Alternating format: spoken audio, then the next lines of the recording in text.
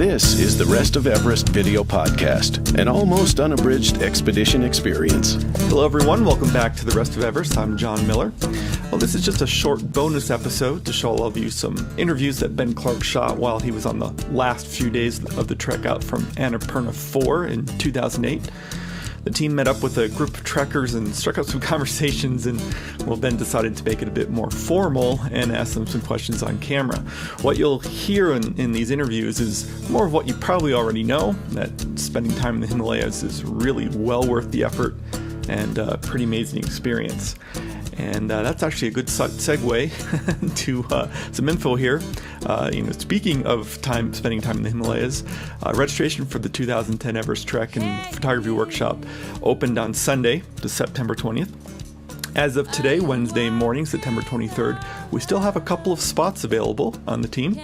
I think Chris Marquardt and I may have scared people away from registering because our 2009 trip sold out in under 1 minute.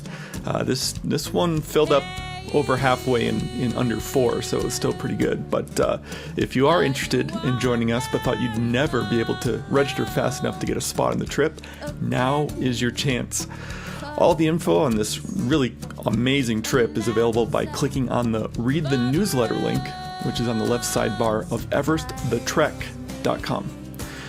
Well, that's it for now. Enjoy this bonus episode and stay tuned for the 2009 Trek episodes coming your way soon. Rebecca, why did you come to Nepal? Well, I had the opportunity to come here with my boyfriend who was doing a expedition in the Dhaulagiri range, but instead of going with him, I decided to do my own trip with the time we both had off, and brought some girlfriends with me, and we decided to do the Annapurna circuit because we did some research and it looked pretty interesting, so got some people together and we went for it. Nice. What has been your favorite part about the Annapurna circuit?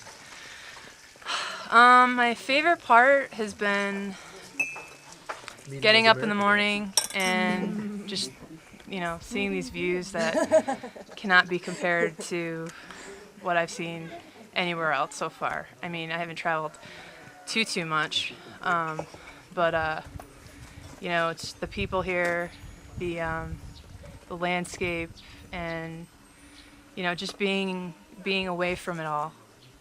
It's like what I think has been the best. Nice. What about the food? The food is I've heard actually really bad things about coming out here. I've heard they're not known for their food here, but we were pleasantly surprised when we had our first meal in Kathmandu. I mean, you're eating a lot of the same types of food, but when it's cooked in every village by a different chef, basically homemade, you can't really ask for more, and it's cheap, and after a long day trekking, it's pretty damn good. So we all were thinking oh man, we get back what we're going to eat in the States, but we also want to be here while we're here and not think about that right now. So the food's good, actually. What would you tell somebody who had never done this before if they were about to go do it? What would you say? I'd say don't be intimidated. Keep an open mind, and maybe if you haven't hiked or trekked before, go out and do some long hikes in the mountains, and pack well and be prepared, and just get ready to have a blast. Okay, and Elisa, what brings you to Nepal? Just a break away from school. I just met up with a bunch of girlfriends and they offered it, and so I just went with it, take a break. Nice. How did you feel when you went over Thorongla Pass? Was that hard for you? It was hard for me, but I would say that's been my favorite part so far, because it pushed me and it brought up fears, because you don't know if your heart's going to explode or you can't breathe or you're going to be puking 1 minute. So it was cool though, just to get into that meditative state, and it was fine. Nice. What has been your favorite part of the Annapurna circuit? I'd say the pass. the past, because that pushed me for sure. Nice. What were your fears coming to Nepal before you came? Any concerns or worries? Not really. Nice. Maybe traveling with a group of girls. That was the most intimidating part. Is there anything that you found to be just absolutely unique to this area that you've never seen somewhere else that you might tell somebody about when you get home? Absolutely. I'd say the people. The people are super welcoming and gracious. Very gracious. They're always giving you their best. And I think that's huge. That really stands out. Nice. And Jennifer, what brings you to Nepal? When I went home to visit my family for the holidays this year, my sister and I were sitting around drinking wine. A lot of wine. And she started telling me about how Rebecca was going on a trip and how she was going to have an opportunity to go to Nepal. I was like, when are you going? And she's like, May or June. And it so worked out that I had a break, a month off from school, which is really odd at that time. And I was like, all right, I want to go. Let me see if I can get another loan from school to go with you. And if I can, I'll come. Because she and I have never traveled together before. And I really wanted to travel with my sister. So it all kind of fell into place. I got the loan, and it worked out. And it's something that I thought has been in my mind and in my heart, but I never thought that I'd be able to do it. And it just kind of presented itself. And here I am. Well, now that it's real, what do you think? I love it. There's something. We've been kind of talking about it over the last couple weeks. Just, I love this country. There's something about it here that it feels really good to me. And I like the language. We've been learning some of the language and stuff. And just everything about it has been wonderful. My body feels good. I haven't been sick except for a little bit of a cold. And it's just been wonderful. I feel really good here. And I can see myself coming back here for a while. Nice. Yeah. What do you find unique about it? I mean, is there anything here that you think that you wouldn't experience if you were to go to some other country? Or? Yeah, you don't have to lock your doors or worry about your stuff. I've never been traveled anywhere like that. You can just leave your backpack on the side of the road and no one bothers it. Everyone, it doesn't even seem like it's a thought to be dishonest or steal anything. And I really like that. I had a feeling coming here. I was like, wow, I've never traveled in a Buddhist country, and I was like, it's going to be so safe, and that's the way it's been. Especially as a female traveling, I think you always kind of take a risk with how you're going to be treated as a woman in a foreign country, and it's been great. I feel like I've been treated very respectfully, and I feel like I can walk around on the streets at night and not worry about it, which I can't do in the U.S., Wow. So. Nice. Well, is there anything you'd like to add or say to people that might be considering coming here? Come. Get the money if you have to steal it.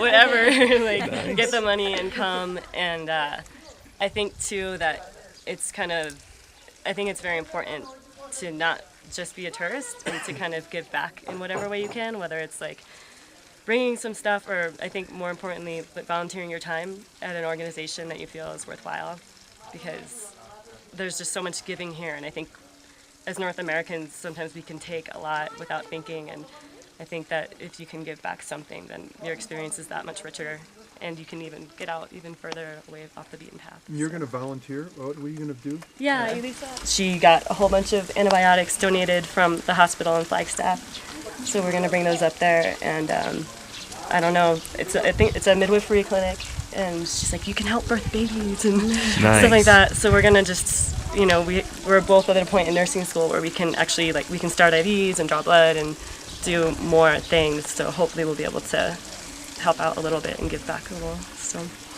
cool. Nice. Veronica, what in the world are you doing in Nepal? I'm having a blast.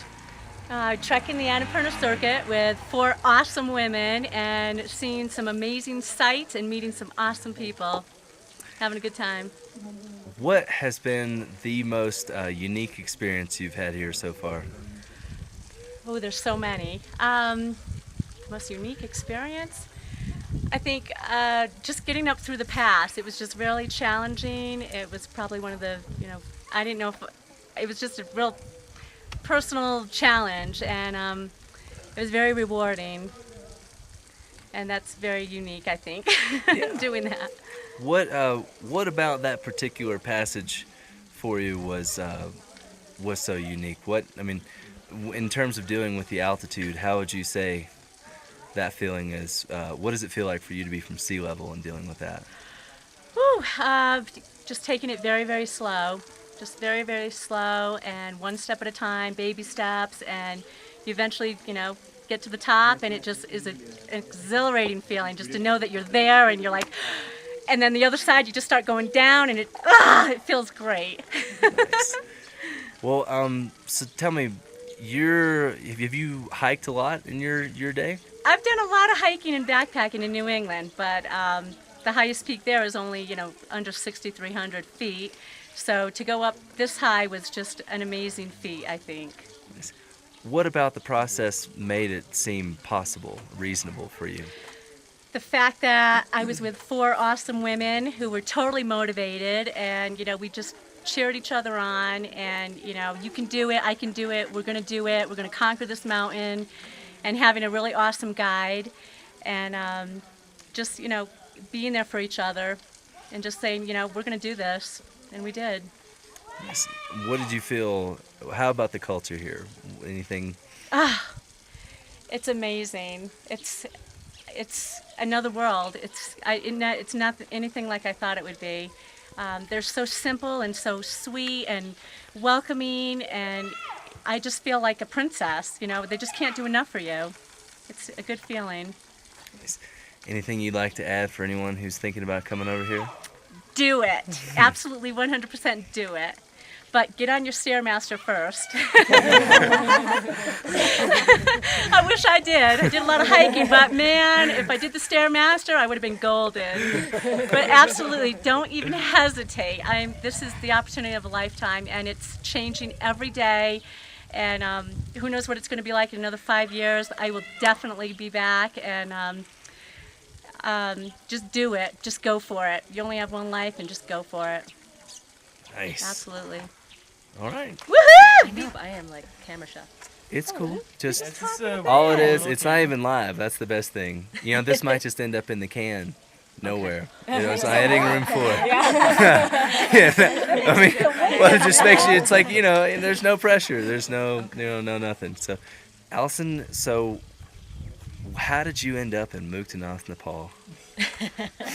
Well, we've been on the trail for a week and a half now, and watching the going up the mountain over the pass and being with everybody, and glad to have that big part of it over and kind of relax a little bit here, because I feel like now we can kind of let that down and drink a lot more beer.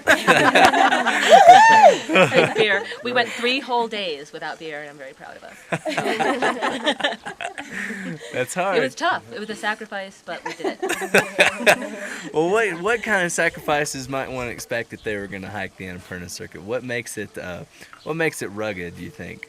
Well, first of all, I think that for most of us, getting a month off from whatever we're doing is kind of special. So I think it kind of made all of us kind of like want to capture this time, because for most of us, how often can you really get a month off to go somewhere? I mean, for me, it was a big deal, and people were like, oh my God, how can you do that? How can you get away from bills and all the other things? And I'm like, I can't wait. I can't wait to not drive a car. I can't wait to, be away from cell phones, and that detachment from what's normal and expected is so freeing. So I think that the biggest hurdle is making the commitment to get here, because once you're here, everything drops away. It's great. Nice. And when everything drops away, what fills it in? Well, you just open your eyes, and the scenery here. I mean, every morning I get up and I'm just like blown away. It's just so different from anything I've ever seen. And I'm here with people that I really respect, and there's just this whole groove going on that I feel that it's just opening my world. So. Yeah. If say you met someone on the side of the street tomorrow and they said, I'm thinking about the Annapurna circuit, how would you tell them to prepare? Well, we thought it was going to be a lot more of a rugged trip, so we're pleasantly surprised, but definitely you need to have the right clothing, the right attitude. You have to be very flexible, especially if you're going to be with a group. Group trips are always interesting because that dynamic. You can either pull together or blow apart very easily. So you have to bring your attitude and really know in your heart what you're here for as an individual, because that's what's really going to get you through, because you may never come back here again, and you have to get out of it what you came here for, and it's here for the taking. It's just breathtaking. Awesome. Anything else you'd like to add or say to folks? Just like everyone else, just come here. I have such an appreciation for what we have in the United States, and it's humbling, and that people can be happy with so much less, and it's kind of inspired me to think about that a little more, and just think about how lucky I am. So I'm very blessed, and I thought that before I came, and now even more so, and blessed to be with the people that I'm with. It's getting teary. No, literally. That's awesome. I'm so happy to be here with my sister. Okay, that's All right. For someone who's camera shy, you're a stud. Yeah. Damn. Awesome. You're awesome. Awesome. That was great. Oh, that's good. And you thought you freeze up? I know. That was like You sounded great. it was the opposite of Frozen. Silly. Totally. Yeah. Nice detail. Everything. No, that's great. Why can't I be like that? The Rest of Everest is downloaded all over the world every day, and watching the show has become a part of many people's weekly routine. The show will always be free to download, but it's by no means free to produce. Please help me cover my costs by making a small monthly or one-time donation from the right sidebar on my website, and in return I'll give you some cool bonus materials. A donation of any amount will grant you access to some interesting video content, including high-definition versions of several podcast episodes. A one-time donation of $25 or more, or any of the monthly donation options, will additionally grant you access to a downloadable version of the film Everest the Other Side, which episodes 1 to 61 are based on. I really cannot express how vital these donations are, and if you've made a donation, thank you so much. As always, our announcer is Marlon May, and our music is provided by Wendy Wu. Check her out at wendywoo.com. Thanks so much, everyone, and we'll see you next week. Thank you for watching The Rest of Everest. For more information on the expedition, please visit therestofeverest.com.